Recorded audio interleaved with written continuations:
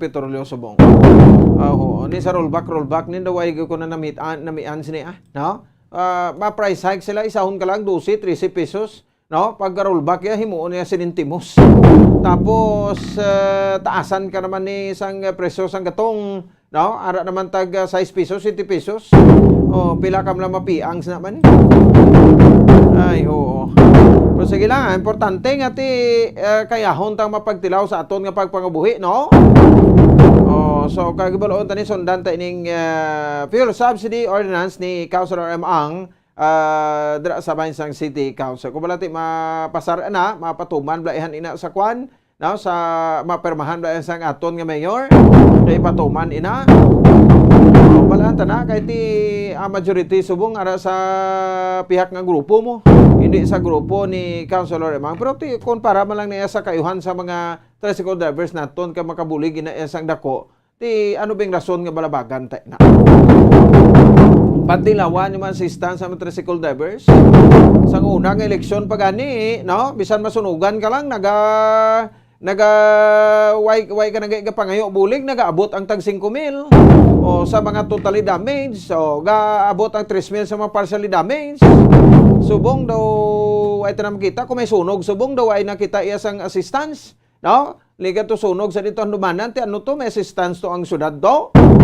Duway naton kita sang unang gapadulong eleksyon daw namitan sila kagapangmuyo sa linya tani may sunog no para mahatag naman ta sang assistance.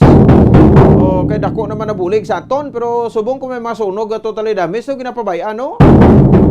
Duway nyo gina-highlight sa kwan nyo why nyo gina-highlight sa social media account nyo sa page nyo para nasa Bilyamonte na ligad sa Purok Maso may nasunugan na di bla. No, tido ay taka balo nga nabutang sa Facebook page ng PIO, nga nabutang sa Facebook page ni Mayor Alfredo Benitez nga naghatag sa financial assistance. Ay ang financial assistance sila kun eleksyon lang gali. Ang syudad naghatag man to daw ay ma-highlight kaway mabalita ako nagapamangkot man lang ko na, no? So sa assistance kun assistance ang paghahambalan. So 8 minutos sa kaligid sa takna alas 8 sa gabi sa aton nga para tuntunan. May report pa si Bombo Dennis Rubica. Ayan may schedule interview kita kay Congressman Carlos Zarate.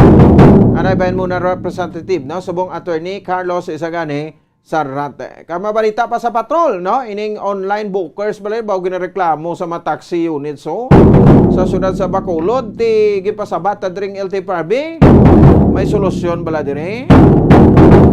Balikan ta, iban pagigamabalita at agtapanamdom pagkatapos kidamang sining. Makapila ka beses kung magpangapisa sa kadlaw, maghinay-hinay lang sa pag-inom sang kape bagod may ara ini sa ini maayo nga epekto sa lawas. Apang paano bala may buwan kung masobrahan na kita sa kape.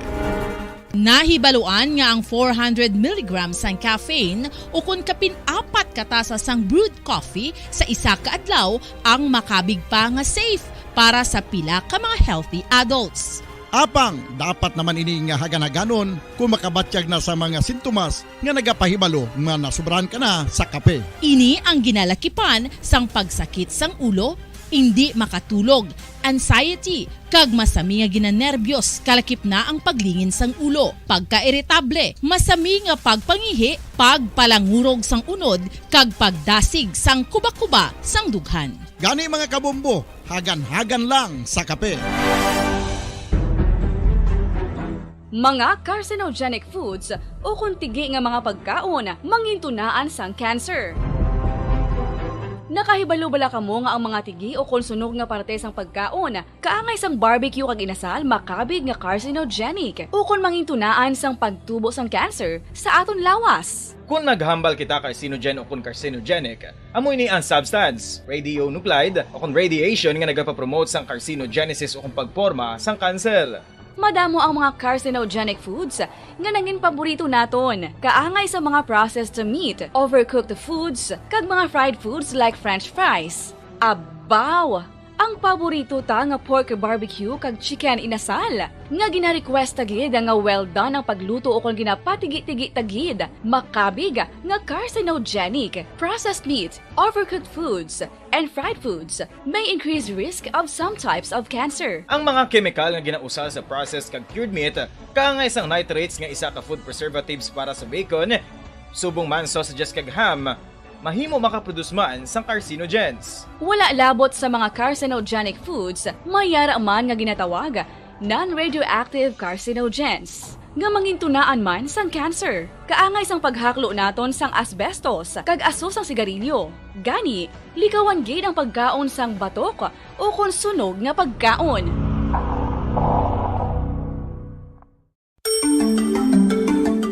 Matapos nga nagbalatian ang bugos sa kalibutan dulot sang coronavirus disease, isa naman sa karon kabalatian ang bulos sa ginakahadlukan worldwide, ang monkeypox. Ano ang ginatawag na monkeypox? Well, sunod sa World Health Organization o kon WHO, ang monkeypox ang isa ini ka infectious disease nga dulot sang monkeypox virus. Kung maghambal naman kita monkeypox virus, isa ini ka orthopox virus nga mo ang ginatunaan sa mga sintomas nga daw kaangay sa smallpox apang less severe. Ang monkeypox ginakabig nga less contagious kag mangintunaan sang less severe nga mga balatian kung ikumpara sa smallpox. Simuloan nga ang smallpox na-eradicate na ini sa tung 1980 apang ang monkeypox nagapadayon nga nagaduging sa mga kapungsuran sang Central kag West Africa. Sa karon, mayara duha ka distinct clade ukon subtype, ang West African clade kag ang Congo Basin clade nga amuman ang ginatawag Central African clade. Ang monkeypox ang ginakabig nga zoonosis. Ukon isa kasahi isang balatian nga naghalin sa mga sapat padulong sa humans. Mga sapat kaangay sang squirrels, ilaga, amo kag iban pa. Human to human transmission is limited. Monkeypox is transmitted to humans through close contact with an infected person or animal or with material contaminated with the virus. Base pa sa key facts ng World Health Organization ukon WHO nga ang monkeypox virus mahimo ini matransmit ukon malaton sa iban pinaagi sa bodily fluids, lesions sa panit ukon internal mucosal surfaces kaangay sa mga naghalin sa baba ukon tutunlan sang pasyente, respiratory droplets kag mga contaminated objects ukon materials kaangay sang beddings. Samtang, base naman sa fact sheet sang Mayo Clinic nga isa ka medical center sa Minnesota, USA, nga kun matapikan ang isa ka tawo sang monkeypox virus, ang initial symptoms amo ang paghilanat, paglingin sang ulo, nagahinubag ang mga lymph nodes, kag pagadasnan sang pagtinubo-tubo sang mga rashes sa lawas tubtob nga magmangin flat patches ini. Amat-amat nga magaulbo o kon mangin nodules tubtob nga magbinitog-bitog kag mangin pus-filled blisters. Ini nga nagalabot sa 5 tubtob 7 ka adlaw. The rash heals by scrubbing over. Makabig na nga infectious ang isa ka pasyente sa pagsugod pagid lamang sang paghilanat sini. Samtang pamangkot, may bulong na bala ang monkeypox? Well, dugang pa sa fact sheet sang WHO ng vaccines nga ginusar sadto sa pag-eradicate sang smallpox sa bugos sa kalibutan amuman karon ang ginatublok sa mga tao batok sa monkeypox kag ang antiviral agent nga gin-develop para sa smallpox treatment nangin lisensyado naman para sa treatment sang monkeypox. Newer vaccines have been developed of which one has been approved for prevention of monkeypox.